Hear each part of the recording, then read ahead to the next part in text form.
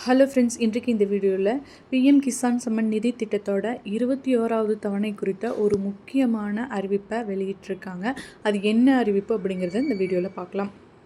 மத்திய அரசு விவசாயிகளுக்காக பிஎம் கிசான் சம்மன் நிதி திட்டத்தின் கீழே வருடந்தோறும் 6,000 ரூபாய் நேரடியாக விவசாயிகளின் வங்கிக் கணக்கிலேயே டிபிடி முறையில் வழங்கி வருகிறது.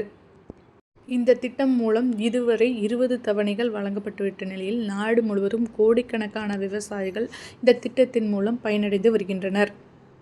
ஏற்கனவே உத்தரகாண்ட், ஹிமாச்சல் மற்றும் பஞ்சாப் மாநிலங்களில் இந்த 21வது தவணையை வெளியிட்ட நிலையில் தீபாவளி பண்டிகைக்கு முன்பே மற்ற மாநிலங்களிலும் இந்த தவணையானது வெளியிடப்படும் அப்படின்னு எதிர்பார்த்த நிலையில் அது வெளியிடாததுனால இந்த அக்டோபர் மாதத்தில் அனைவருக்குமே வழங்கப்பட்டுவிடும் அப்படின்னு சொல்லியிருக்காங்க.